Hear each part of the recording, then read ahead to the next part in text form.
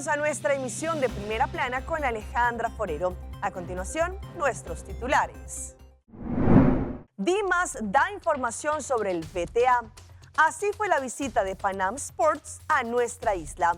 Confirman muerte de una persona en Panamá por el hantavirus. Nayib Bukele sigue teniendo mucha aprobación en su país.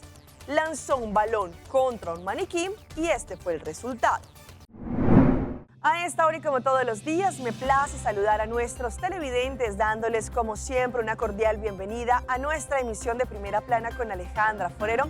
Con un grato placer les saludamos a todos ustedes esperando que hayan tenido un excelente viernes. Comenzamos con noticias locales. Recientemente la directora del departamento de Dimas, la señora Katy Pasquel, se refirió a un tema que se ha venido presentando en los últimos días y es de que personas que ya han recibido su VTA para poderse hacer los exámenes están trayendo familiares o amigos para que lleguen a nuestra isla a trabajar de una forma irregular. Ellos han indicado que aquellas personas que se dan cuenta que tienen este VTA y están haciendo eso, se los van a cancelar y también podrían tener complicaciones legales. El departamento de Dimas ha detectado recientemente una situación irregular relacionada con el otorgamiento de los permisos VTA. Es importante recordar que este permiso es estrictamente personal y se concede únicamente para que la persona autorizada pueda ingresar a la isla con el propósito de realizar sus exámenes correspondientes pendientes y también estar legal en la isla. Sin embargo, se ha observado que algunas personas que reciben esta aprobación para ingresar a Aruba están llegando acompañadas de familiares u otras personas con la intención de trabajar, al parecer, de manera irregular dentro del país. Esta acción representa una violación directa de las leyes y regulaciones migratorias de Aruba. Debido al aumento de estos casos en los últimos tiempos, las autoridades tomarán medidas legales más estrictas para controlar esta situación. Entre las acciones que se implementarán se encuentra la posible cancelación o retiro inmediato del permiso VTA a las personas involucradas. Asimismo, Dimas trabajará en conjunto con las autoridades migratorias para reforzar los controles y evitar el ingreso irregular de personas al país.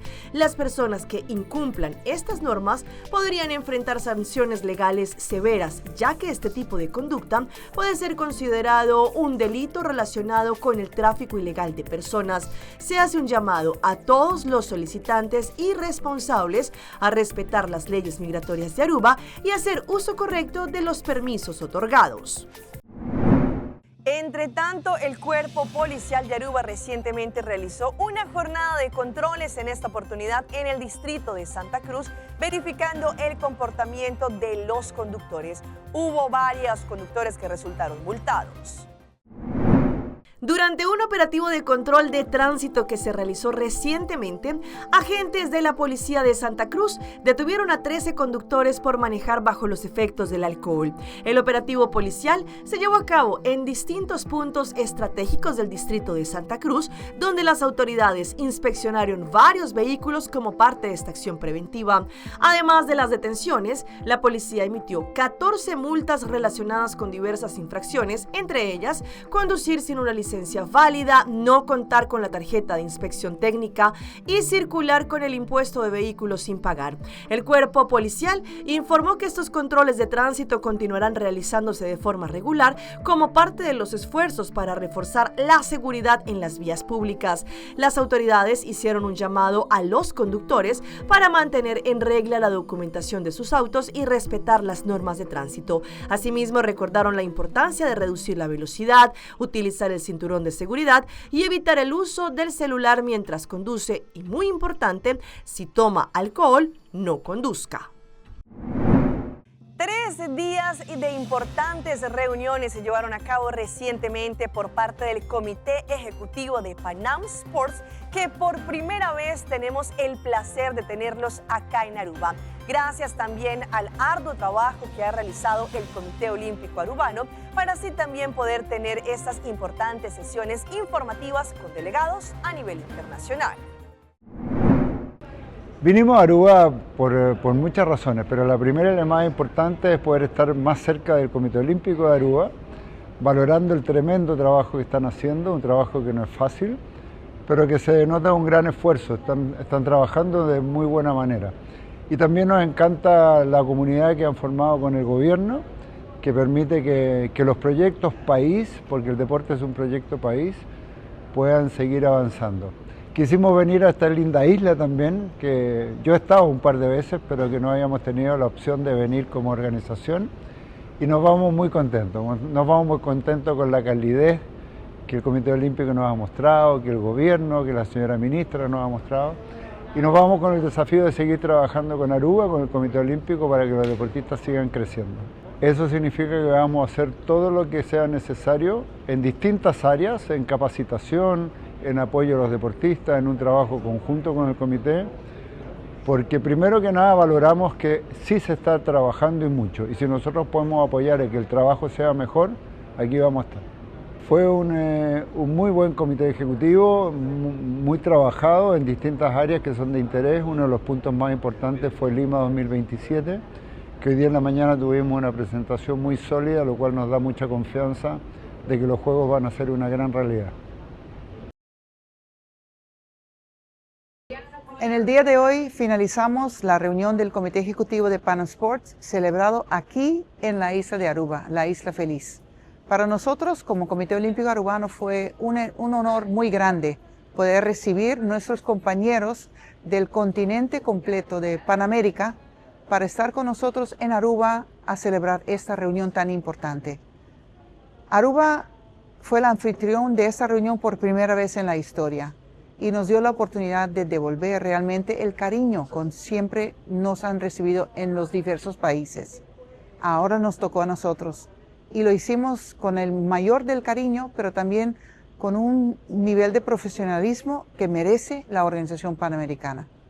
Esperamos que sea esta la primera reunión en muchas reuniones más, asambleas, cursos, reuniones técnicas, para de esta forma poder compartir este cariño que siempre caracteriza a nuestro país, a nuestra isla, con los demás comités olímpicos nacionales y con el deporte panamericano y el deporte mundial.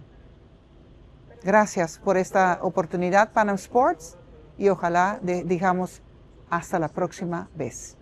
Pues estamos muy contentos de estar aquí. Era una deuda para nosotros desde el Comité Ejecutivo querer tener una reunión aquí en conjunto con el Comité Olímpico de Aruba. Tuvimos la oportunidad de ver algunas autoridades, la ministra de Deportes, una plática realmente muy interesante con la ministra Geraldine Cruz, y también ella nos hizo favor de inaugurar nuestra reunión ayer. Tuvimos también la oportunidad de visitar Telearuba, que realmente fue una linda experiencia. Yo creo que tienen unas magníficas instalaciones y bueno, siempre muy agradecida de poder estar con su audiencia. Esta es la reunión del Comité Ejecutivo que celebramos de manera presencial. Normalmente tenemos 2 o 3 al año, es la primera que llevamos a cabo. Es muy importante porque estamos ya de cara a los Juegos Panamericanos de Lima 2027.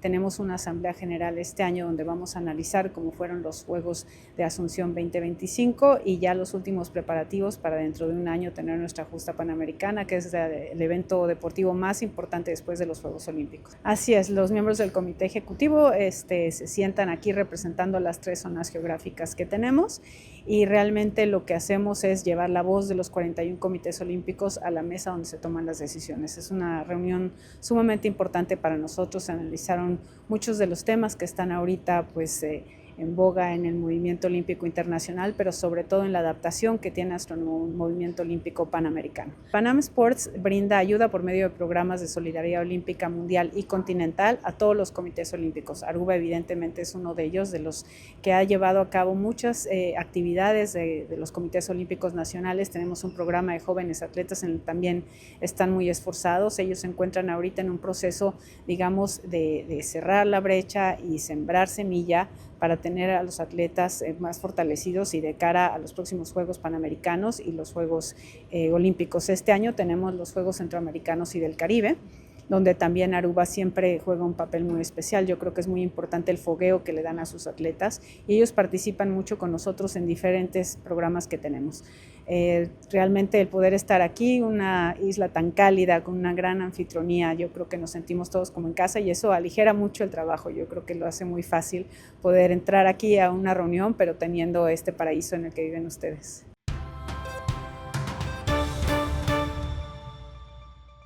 Empezamos nuestra ronda internacional en Panamá. Según lo que han indicado las autoridades, se confirmó el primer caso de fallecimiento de una persona a causa del virus del hantavirus.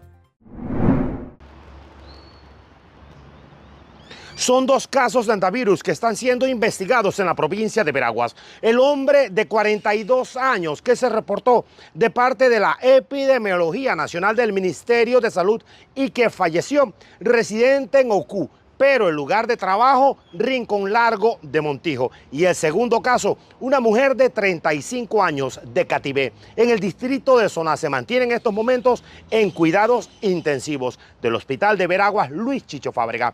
Epidemiología veragüense adelantan las investigaciones. Deceso lamentable el día de ayer. Nosotros responsablemente como región estamos desplazando nuestro equipo de vigilancia epidemiológica para hacer un peinado, un barrido en todas las áreas donde él ha estado, en la finca donde él laboraba, para verificar los factores de riesgo, búsqueda de posibles otras personas que estén afectadas por este flagelo. Si encontramos casos que tengan sintomatología compatible con esta enfermedad, tomarles muestras, de repente evaluarlos y hacer el manejo adecuado de esta situación. Y pese a que ese hombre de 42 años que falleció por hantavirus es residente en Ocú, provincia de Herrera, el lugar de trabajo, Rincón Largo de Montijo, ya es una zona donde se han detectado varios casos de hantavirus en los últimos años. Mientras tanto, la mujer de 35 años de Catibé, en el distrito de Soná, y que se mantiene en cuidados intensivos del Hospital de Veraguas Luis Chicho Fábrega, no solo se le ha detectado hantavirus, sino también dengue y leptospira. Y vamos hasta Perú, donde varios días tuvieron las autoridades buscando a un turista australiano, pero lamentablemente allí el resultado fue el deceso de él. Según lo que indicaron, este turista estaba haciendo algún tipo de hiking en un lugar muy conocido en este sector y allí se resbaló cayendo a un acantilado. Tras varias horas de búsqueda, en una zona agreste y de difícil acceso, el cuerpo del turista australiano, Pantheon Matthew Cameron, de 56 años, fue hallado en el fondo de un abismo de más de 300 metros de profundidad. El accidente ocurrió en el sector de Intipunku, a unos 40 minutos de la ciudadela inca de Machu Picchu. Según las primeras informaciones, el extranjero recorría la ruta junto a su esposa. Un puente con palos, etcétera, y con una baranda también de palo. Al parecer, este turista habría tropezado y cayó intempestivamente al abismo, a la profundidad de este abismo de unos 400, 500 metros. El operativo de rescate contó con la participación de la Policía Nacional, personal de cultura, la Municipalidad de Machu Picchu y equipos de apoyo que trabajaron durante toda la noche. Según el subprefecto de Machu Picchu, existían esperanzas de encontrar al turista con vida. Sin embargo, la profundidad del abismo y las difíciles condiciones del terreno complicaron el rescate. Esperaba que el turista pueda estar con vida, pero tan grande ha sido el abismo, estamos hablando de más de 300 metros de altura, que haya una experiencia positiva en lo que respecta a que esté con vida. El cuerpo será trasladado hacia Machu Picchu pueblo y posteriormente a la ciudad del Cusco, donde será sometido a las diligencias correspondientes, mientras las autoridades continúan investigando las circunstancias del accidente. Cambiando de tema, según la firma Gallup, la cual hace distintas encuestas, han dicho que el presidente de El Salvador, Nayib Bukele, cuenta con más del 90% de aprobación después de varios años que él ha tenido en el poder. El estudio refleja una alta aprobación hacia el presidente del país con un 93%, es decir, 9 de cada 10, según la encuesta evaluó de manera positiva al mandatario.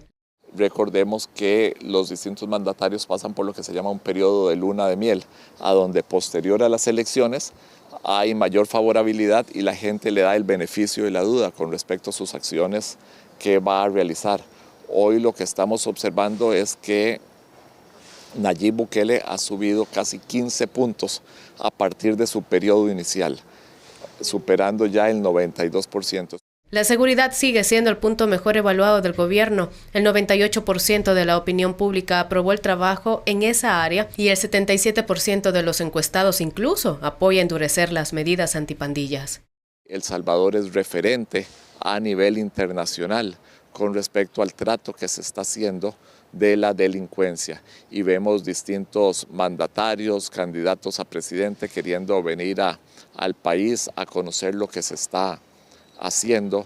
Por otro lado, entre los principales problemas que aquejan a la población, según la muestra, está la economía. Entre estos, costo de vida, electricidad, vivienda, desempleo, salud y agua figuran como las principales preocupaciones del 83% de los salvadoreños. Sobre el rumbo que lleva el país, de acuerdo a la encuesta, la población cree que va por el camino correcto con un 82%. En cuanto a la afinidad política, el informe muestra que el 59% de las personas consultadas aseguró no identificarse con ningún partido político o considerarse independiente.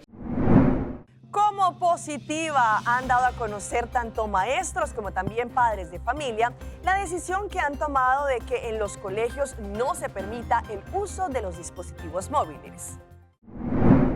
Para padres de familias y maestros en el Distrito Nacional, la nueva medida que mantendrá incomunicados a los alumnos en las aulas obligará a que estos se concentren solo en el aprendizaje. El celular es una distracción y durante el proceso de dando clases, muchos de ellos están jugando con otras cosas o mandando informaciones que no deben en el momento. Creo que mismo las hijas mías tienen sobre todas, digo, déjenlo aquí en la casa. Mochila, cuaderno y su desayuno, que es lo que tiene que llevar al colegio. Mi niño está en primaria, en la escuela que él está no lo permiten, el teléfono, ni celular, reloj inteligente, nada de eso.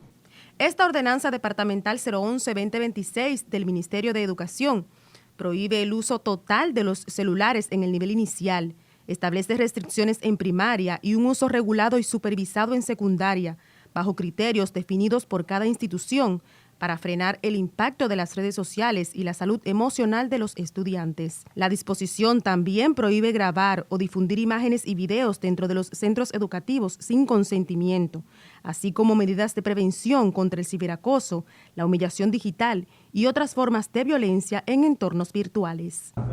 El sindicato saluda que el ministerio haya emitido un comunicado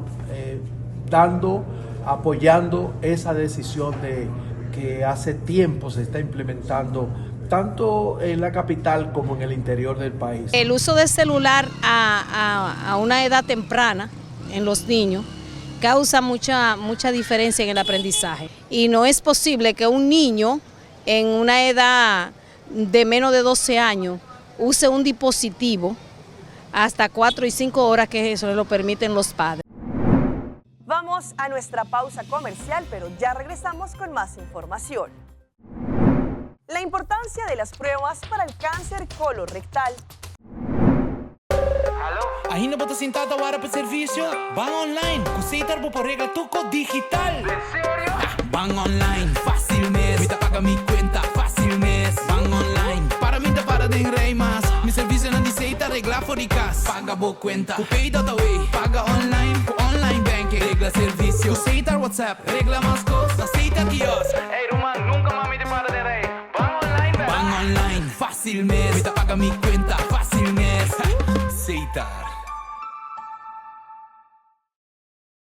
Our story was built by people, neighbors helping neighbors, standing side by side with those who trust us, to protect what matters most and help build our communities. Being there when needed most. Across borders, across generations. Still growing, still giving, still just getting started. After 185 years.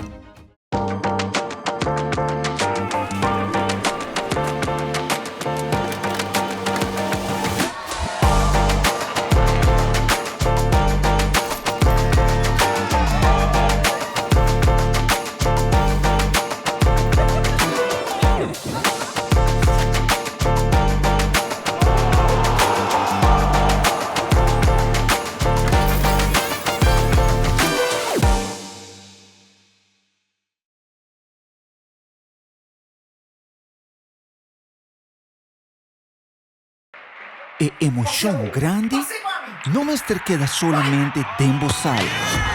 Vou por viva o momento live dentro stadium. Subi e amigo.com escorre o plan. Junto nos por lograr mais.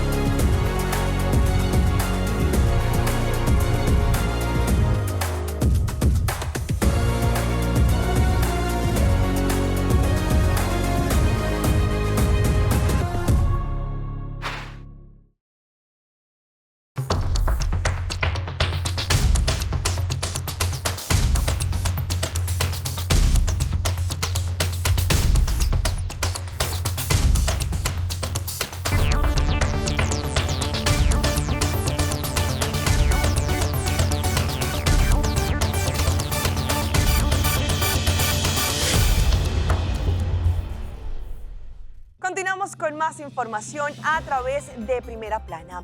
En muchas ocasiones los expertos nos han dicho que una simple prueba podría dar a conocer resultados que si se toman a tiempo y si se empiezan a tratar a tiempo pueden tener solución. Pues les hablamos hoy del cáncer colorectal, que una simple prueba podría tener la diferencia. Hoy en Primera Plana hablamos de tu salud, así que cuídala.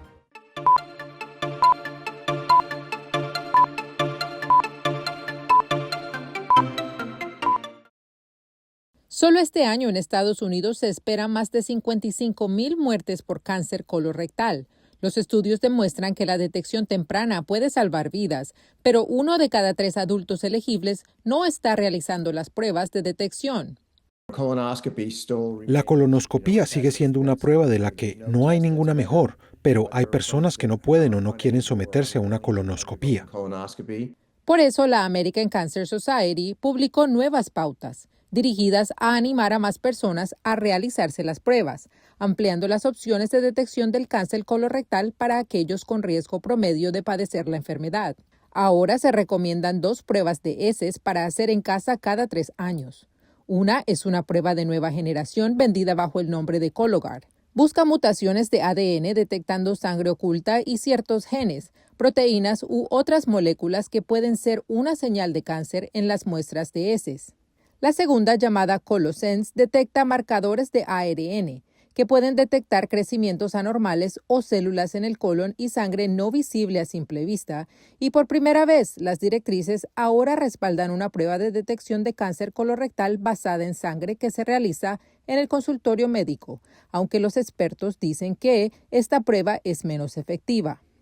La prueba que uno se haga es realmente la mejor prueba disponible para esa persona. Las directrices también reafirman que los adultos con riesgo promedio deben comenzar las pruebas de detección del cáncer colorectal a los 45 años y seguir hasta los 75 para aquellos con una expectativa de vida mayor a 10 años. Y si alguna prueba de heces o de sangre resulta anormal, se debe realizar una colonoscopía dentro de 6 meses.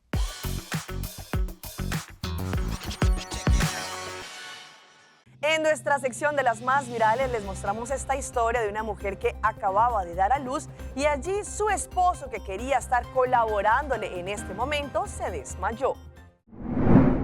Se hizo viral un video en el que una mujer muestra que su esposo le estaba allí cuidando luego de su reciente parto. El insólito momento sucedió en el hospital.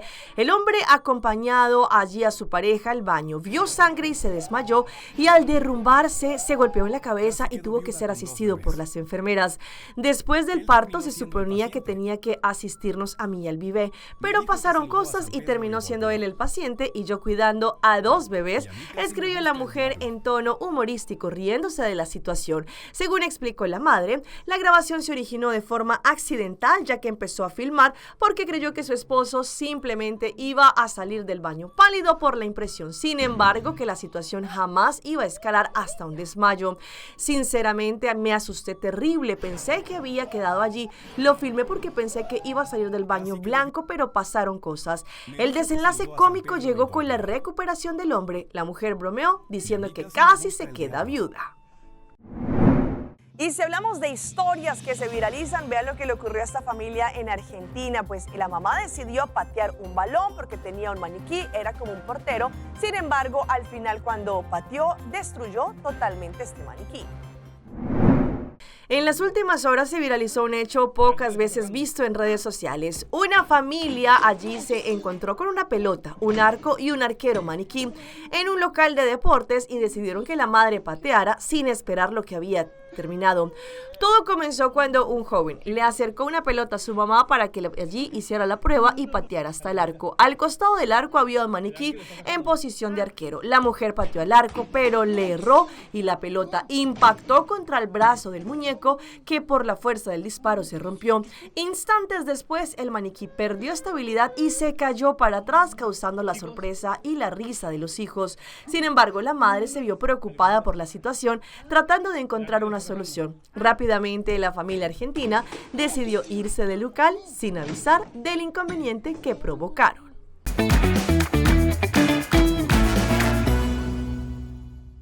Y a A esta hora llega nuestro recomendado del día y viene por parte de nuestro aeropuerto internacional Reina Beatrix, que nos conecta directamente hasta Chicago.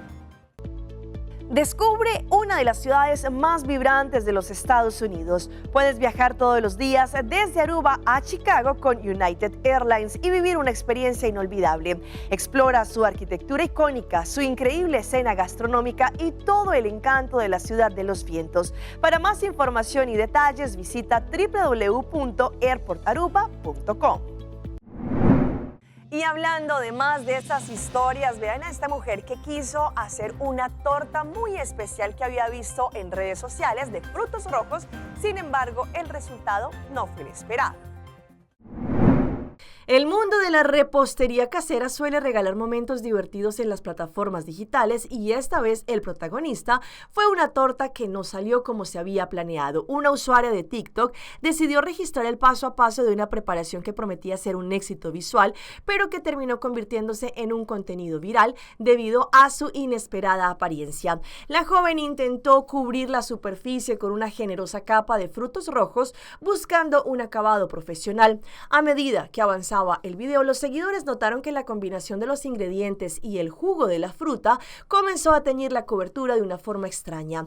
Lejos de parecer un postre apetitoso, la mezcla de colores y la textura resultante le dieron al plato un aspecto que muchos internautas compararon con situaciones poco gastronómicas.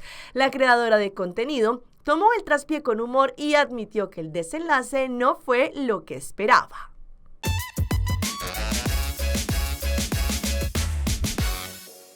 Y los dejo en nuestra emisión de hoy viernes con las mascotas de Alejandra y en esta oportunidad con la historia de este gatito, el cual fue rescatado en el año 2022. Sus dueños decidieron colocarle en el collar una camarita para así poder ver lo que hacía en los ratos libres. ¿Se han preguntado qué hace un gato cuando sale de casa? Tal vez camina por el jardín como si estuviera cuidando su territorio, se esconde bajo un árbol, trepa, explora, se cruza con otros gatos o se acerca a la puerta para maullar como si pidiera que lo dejaran entrar. A veces no hace nada extraordinario y aún así, visto desde sus ojos, todo parece una pequeña aventura. Y eso es parte de lo que se muestran en los videos de Mr. Kitters, un gato rescatado desde el 2022 que documenta su vida con una cámara instalada en su collar.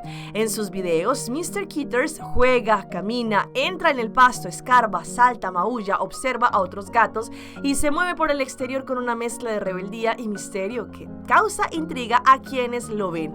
Allí, la historia de Mr. Kitters y Nico son gatos rescatados y desde el 2022 han registrado parte de su vida con cámaras puestas en sus collares. Ambos salen a jugar al exterior alrededor de 30 minutos al día, siempre que el clima lo permita, y luego vuelven a la casa que comparten con otros 7 gatos. Uno de los videos más conocidos allí es un estornudo, un maullido, una caminata por el pasto y mucho más.